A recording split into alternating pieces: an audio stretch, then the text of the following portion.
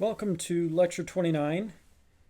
In this lecture we're going to talk some more about the second law. Actually, we're just going to go through some practice problems in this one. We'll start getting into some new material, I think, in the next lecture or the lecture after that. We've just been spending a lot of time doing examples over the last few lectures, which I think is fine. It's good to get a lot of practice. Hopefully you're seeing how to apply the entropy equation and use it to calculate entropy generation, determine whether processes are efficient or not, that sort of thing. I'll have two more examples at the end of this lecture for you to see some application again of the entropy equation along with the first law, conservation of mass. Hopefully all your classes are going well so far, and if you have any suggestions for this particular class, my lecturing style, the use of Piazza, etc., please feel free to let me know via Piazza. I'm getting essentially zero feedback, so I'm assuming everything is going well. I assume that if I was doing something poorly, you would let me know quickly. So I'm assuming that no news is good news as far as this lecturing style goes. If you want something different, just let me know. All right, let's get into the material for today. The picture I have on the screen here is a computational fluid dynamics simulation, again, a CFD simulation, that shows entropy generation in a pump impeller. So this is a particular style pump impeller. You can see, for example, over here, there's some little kind of airfoils here. This thing would rotate. This is an impeller. It would rotate. Would help move air around. It's almost like a squirrel cage kind of impeller. That's a type of blower used in a lot of like HVAC systems. And the color scale here is related to entropy generation. So where you have a red color, that means there's large entropy generation. A blue color means it's small entropy generation. And I just wanted to show you another example of where people use entropy generation to try to improve device's design.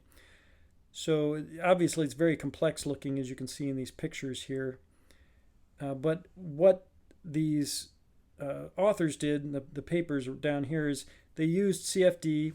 In that CFD calculation, basically what they're doing is solving the equations of motion for a fluid. So they have conservation of mass, they have Newton's second law, which we haven't covered in this course, but you would in another course like ME 309. The first law, and then they also have the entropy equation in here as well. So they're solving all of those equations numerically at every point inside this kind of complex geometry. It's obviously you need to have a computer for that, hence the name computational fluid dynamics. And then what they did in that paper is they changed the design of the impeller such that they tried to minimize the amount of entropy generation. Remember that the more entropy generation you have, that means you have larger amounts of internal irreversibility, and that irreversibility is associated with inefficiency. So the less entropy generation you have, generally the better. So I just wanted you to see another example related to the topic that we're covering today. Okay, let's get into the material. What I wanted to do just for the lecture portion is just run through a bunch of short answer and concept questions that I pulled from some previous exams. I've been doing a lot of worked out quantitative problems in the examples, but I haven't really done too many conceptual questions, so I thought I'd spend a little time in the lecture today to do those conceptual questions. The quantitative examples, I have two of them at the end of the lecture here. Those will be in separate videos, so not in this one. Okay, so let's go ahead and get started. So question one here, which of the following is an example of a closed system? The pump in a power plant? Well, no, that's not going to be closed because if you have a pump here, there's flow in and out of that pump, so that would be an open system. Compressor in a refrigerator? No, that's the same sort of thing like the pump. You have flow in and out of that. The battery of your laptop computer, that would be a closed system. The only thing that goes in and out of the battery in your laptop computer would be electricity. It's not mass. It's energy coming in and out. So that one is an example of a closed system, so we'll circle that. And then a condenser in a heat pump will know that is also an open system because you have some mass flow in and out of that. Okay, so that's the first question.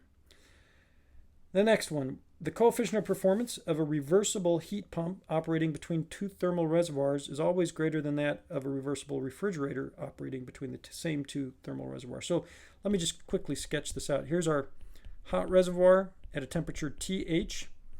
There's our system. There's our cold reservoir, temperature TC, some power going in or some work going in. So the coefficient of performance for a heat pump cycle, the reversible coefficient of performance, it's just related to the temperatures of the reservoirs. If you look on your exam formula sheet, you'll see it comes out to be TH over TH minus TC for a heat pump, a reversible heat pump. And then for the refrigeration cycle, reversible, it would be TC over TH minus TC. Okay, so just a couple of things to note here. First of all, these expressions are only for reversible cycles, so it's the best case scenario you can have. The second thing is that these temperatures, TH and TC, are absolute temperatures. So these formula come from applying the first law to a control volume that surrounds the system, and then the definition of coefficient of performance for a heat pump and a refrigeration cycle. Remember, for the heat pump, you care about the heat going into the hot reservoir, and for a refrigeration cycle, you care about the heat coming out of the cold reservoir.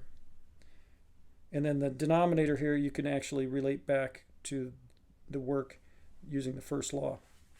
Anyway, for reversible cycles here, what we see is the denominator is the same between those, but of course TH is always going to be greater than TC here, right? So that means then that COP heat pump reversible will always be greater than COP refrigeration cycle reversible, because the denominators are the same, but TH is greater than TC, thus we'll have the heat pump coefficient of performance for reversible, in the reversible case, is greater than that for the reversible refrigeration coefficient of performance. So let's see, answering our question, coefficient of performance for a reversible heat pump is always greater than that for the refrigeration. That's true.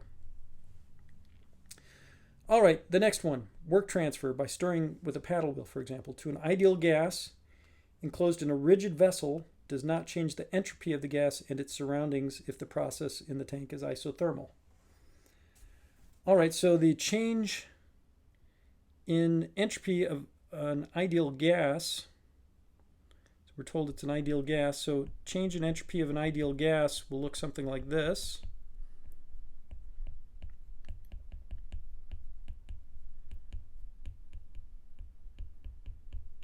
Okay, so we're told that the process is isothermal, so that means this first term, the S naught values, those will cancel one another out because they're the same temperature. We still have the pressure term, so we need to evaluate that. But we're told that we're dealing with a rigid vessel and it's isothermal. So let's use the ideal gas law to see what happens to the pressure. So from the ideal gas law, P is equal to mRT all over the volume. So as long as the mass is the same, the temperature is the same, it is because it's isothermal, and it's a rigid vessel, so the volume remains the same, and of course the gas constant remains the same. What it's telling us is that P2 must equal P1. It has to be the same pressure.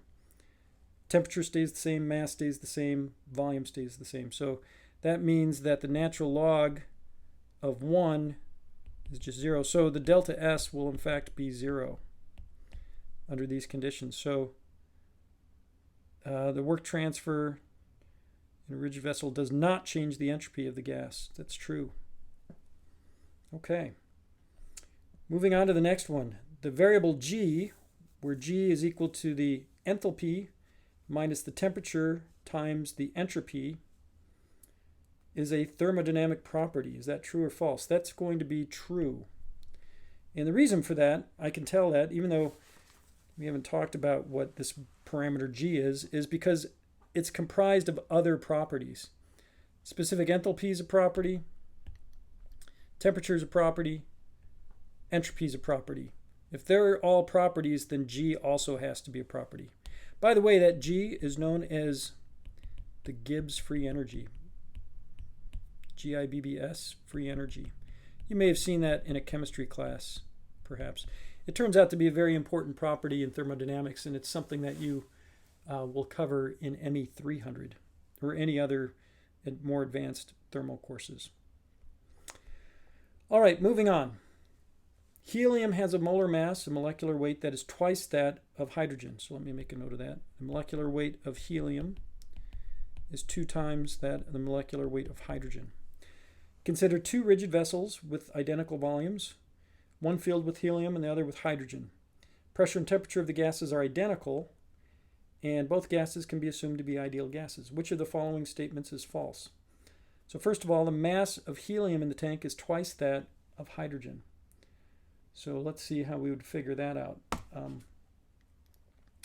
So just from the ideal gas law, the mass is going to be the pressure times the volume divided by the gas constant divided by the temperature. We know that the pressure and volume and temperature are all the same. So let me write this down a little differently then. So let me multiply through. So the mass times the gas constant is equal to PV over T. So that's a constant. So this for helium would be the same as this for hydrogen. Okay, so the mass of helium would be the mass of hydrogen times the gas constants, the gas constant for hydrogen over the gas constant for helium. Well, those will be, let me make sure I just did my algebra correct. Okay, good. So the gas constants we can find by taking the universal gas constant divided by the molecular weight of each substance. Right, but the gas constants are the same, so this will be molecular weight of helium, the numerator, molecular weight of hydrogen in the denominator. And since that is equal to a value of 2, it means that the mass of helium should be twice the mass of the hydrogen. So the mass of helium in the tank is twice that of hydrogen. That's true. Just put a little T there for true. The hydrogen molecules have greater velocity than the helium molecules. Okay, so to figure this one out, actually you have to know how temperature is defined. So we're told that the temperature of the gases is identical. The temperature of the gases is related to the speed of the molecules. The more rapidly molecules are moving, the higher the temperature is. So it doesn't have anything to do with the weight of the molecules, it's just their velocity. So this one is actually false because if they have the same temperature, then their velocities, actually technically it's the random velocities of those molecules will be the same. Okay, let's go on to the next one. The specific volume of the helium is half that of hydrogen. So from here, what I'll do is, I know that the volume of the tank remains the same, and the volume of the tank will be the mass times the specific volume. That'll give me the total volume. And I know that that has to be the same whether it's helium or hydrogen.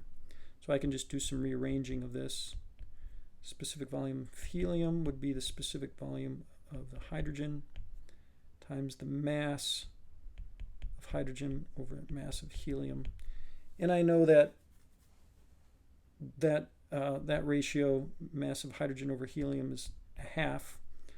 So the specific volume of helium should be half the specific volume of the hydrogen, which means that number 3 is true. And then the last one, the specific internal energy of helium and hydrogen in the tanks are the same. That is true, and I know that because for an ideal gas, the internal energy, specific internal energy, is a function only of the temperature. So since the temperature is the same, then the specific internal energies also have to be the same. All right, let's go on to the next question. Which of the following about an ideal gas is false? So specific enthalpy is only a function of temperature. That's true. Remember that for an ideal gas, specific enthalpy is only a function of temperature. Second one, specific internal energy is only a function of temperature. Well, we just discussed that a moment ago. That's also true. The specific heat capacity at constant pressure, it's the C sub P, is only a function of temperature. That's also true. These are all part of our ideal gas model. The specific entropy is only a function of temperature. That one I know is false. And the reason for that is we know that the change in specific entropy looks like this. So you can see there's certainly a temperature dependence, but there's also a pressure dependence. So that's why that one is false. All right, let's go to the next one. An isentropic process of an ideal gas is always represented by PV to the K equals a constant, where K is a constant. This one is technically, this one is false, but it's almost true, and I'm going to explain why. So if you recall, actually, if you go to the formula sheet for the exam formula sheet, and you look under, you'll see this formula that looks like the following. It'll have T2 over T1 is equal to I think it's P2 over P1 to the K minus 1 over K. And then we also have T2 over T1 is specific volume 1 over specific volume 2 to the K minus 1. Those formulas come from assuming an isentropic process. Let me write this down here. So isentropic process involving a perfect gas.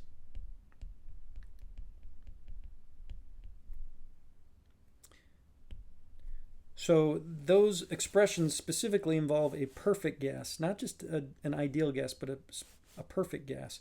If you combine those together, so let's get rid of the temperature here. So we'll have P2 over P1, K minus 1 over K is equal to V1 over V2 to the K minus 1. And then let me do a little rearranging here. So first of all, let me multiply both sides. Let's raise both sides to the K over K minus 1 power. So that we have P2 over P1 is equal to V1 over V2 to the K.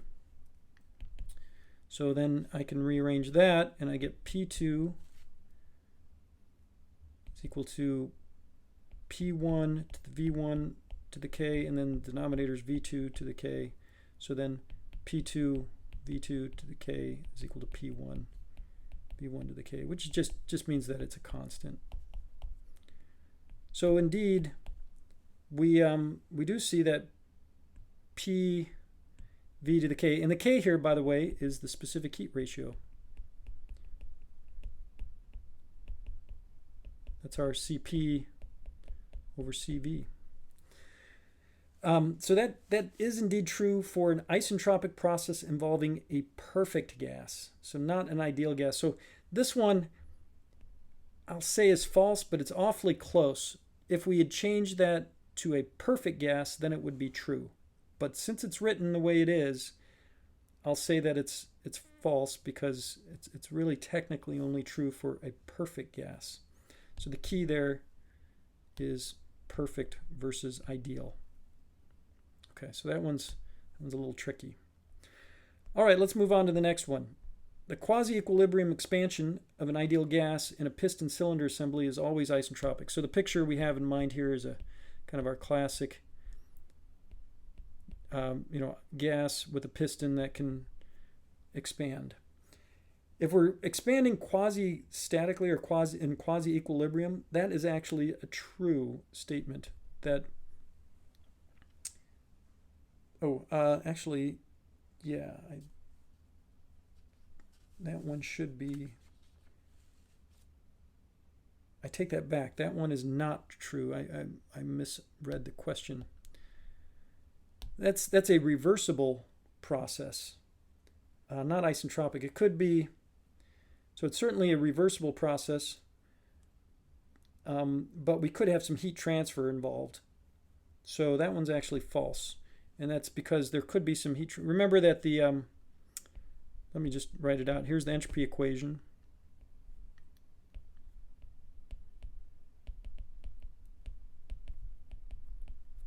So when you have a quasi-equilibrium expansion of an ideal gas, this is the what we're thinking about is kind of PDV expansion. That can be reversible if it's quasi-equilibrium. So PDV expansion, PDV work is reversible work, actually.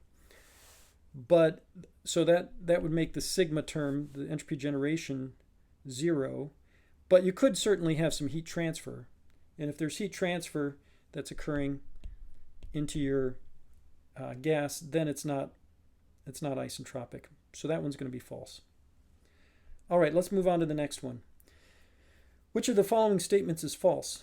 Entropy is always generated during heat transfer across a finite difference. That's true. There's always entropy generation occurring when you have heat transfer across a finite temperature. That's one of the things that generates irreversibility. The efficiencies of two Carnot engines operating between the same two thermal reservoirs, with one operating on water as the working fluid and the other operating on air as the working fluid, are different. That one is false. And the reason is, first of all, you just have to remember what a Carnot engine is. We had, I didn't really lecture on this, but it was in the reading material. But a Carnot engine, it's basically just like a power cycle or a refrigeration cycle or a heat pump cycle. That's the most efficient kind of cycle. So it's internally reversible the whole way around. That's what we call a Carnot cycle. It's a reversible cycle. It's the most efficient cycle you can possibly have. Okay?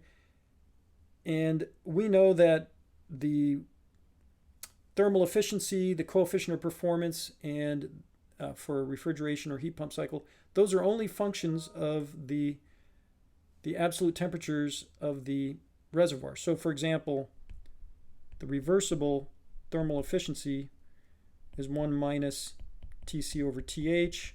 We just did an example a moment ago with the coefficient of performance for a heat pump. That'll be Th over Th minus Tc. Same sort of thing. These are all the reversible ones. Refrigeration cycle reversible will be Tc over Th minus Tc. So these would all be the measures for a Carnot cycle, whether it's a power cycle, heat pump cycle, or refrigeration cycle. They're all the reversible. The key thing here is these are all reversible. Carnot cycle is reversible. It only depends on the absolute temperature of the reservoirs. It does not depend on the working fluid. So the way this question is written, it's that it's saying that it depends on the working fluid, and that's just not the case. So that one's false. Let's go to the number 3 here. The change in entropy of a closed system is the same for every process between two specified end states. So if we have some state 1, state 2, and we want to know what the change in entropy is between states 1 and 2. That is, and that's for a closed system, so there's no entropy, there's no mass coming in or mass going out. That one will be true. And the reason is because entropy is a property. It only depends on the states. It doesn't depend on the path. Entropy generation depends on the path, but entropy, so delta S is a property, only depends on the states. The sigma depends on the path. Okay, that's not a property. Sigma is not a property. It's a path-dependent quantity. All right, let's go to the next one. 4. A process that violates the second law of thermodynamics need not violate the first law of thermodynamics. That's true. They're completely independent of one another. You can have something that satisfies the first law, no problem, and violates the second law. That could certainly occur. You could have something that satisfies the second law but doesn't satisfy the first law. That could occur as well. So they're just completely independent quantities, or independent basic equations. All right, the next one. A unit for the rate of entropy generation is kilojoules per kilogram Kelvin. That is false. And the reason for that is because the units that are given there is just entropy generation. So if I just do the units of entropy generation, that is indeed kilojoules per kilogram Kelvin, but we want the rate of entropy generation. That's the sigma dot. So that would be like kilojoules per kilogram Kelvin per second. So that would be like kilowatts per kilogram Kelvin. So that's why that one's false. Next one. All right, let's talk about this next question. A steady flow system is always at steady state, true or false? That one is going to be false. And the reason for that is this. Let me just kind of recap what we mean by steady state and steady flow. So let's have a control volume here. And we have some flow going in, m dot in, and some flow going out, m dot out. And inside there, the mass is the mass of the control volume. So from conservation of mass, dmcv dt is equal to m dot in minus m dot out. Steady state means that dmcv dt, the mass inside the control volume, is not changing with time. So that's what steady state means. Steady flow means that the m dot is a constant. So it's possible to have this be false because we could have a steady flow system where m dot in is a constant, but it's not the same constant as m dot out, which would be, this would be constant 1 and m dot out might be constant 2. So it's possible that they could be different. So then what you'd get is dm dt, the mass inside the control volume, be m dot in minus m dot out, which is not necessarily 0 if they're different constants. So it could still be a steady flow where the mass flow rate is constant. It's just that the inlet and outlet mass flow rates are different. And then that would mean that the mass inside the control volume is not could be changing with time as a result. So that's why that one is false. All right, moving on to the next one. For two different process paths between the same initial and final states, entropy generation for the two paths is always equal. That one's false. And that's because, as I mentioned a little while ago, that entropy generation is process or path dependent. So different paths will have different amounts of entropy generation. So that one is indeed false. Okay, let's go on to the last one here. A vapor compression heat pump cycle provides heating at the rate of 25 kilowatts while consuming 5 kilowatts of power. Let me just kind of sketch this out here. So we've got our hot reservoir. We've got a cold reservoir. We've got our system here. We're putting in some heat. We're putting in some work. Some power, I should say. It says it's 5 kilowatts. Let me rewrite that. 5 kilowatts of power going in, and it's providing the Q dot H is 25 kilowatts. There's my Q dot C is down here. The surrounding of the heat pump, so the surroundings for the heat pump is at minus 3 degrees C. That's what it means down here for the cold reservoir. It's pulling heat from that cold reservoir, which is at minus 3 degrees centigrade, and heating a space at 27 degrees centigrade. So that's the hot reservoir. Is this claim possible? Show supporting calculations. So what we're going to do is we're going to calculate the coefficient of performance for that heat pump cycle. And we're going to see how it compares to the reversible coefficient of performance for the heat pump cycle. So the actual heat pump cycle coefficient of performance would be the Q dot H all over the W dot N. So that's going to be 25 kilowatts over 5 kilowatts. So that comes out to be 5 for that actual coefficient of performance. The coefficient of performance for a reversible heat pump operating between the same thermal reservoirs will be TH all over TH minus TC. That comes from the formula sheet.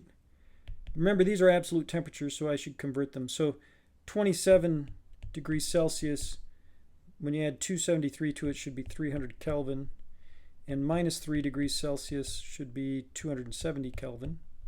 So this will be 300 Kelvin all over 300 Kelvin minus 270 Kelvin. The denominator there should be 30, so 300 Kelvin all over 30 Kelvin. This comes out to be 10. So we see that the actual coefficient of performance is quite a bit smaller than the reversible coefficient of performance. So that's okay. That's the way we would expect it to be. So, you know, is this claim possible? The answer would be yes, it's possible. We don't have much more information, but it certainly doesn't violate the second law of thermodynamics. All right, so that's where I'll end it for today's lecture. Go ahead and take a look at the other two examples that are in separate videos, and let me know if you have any questions.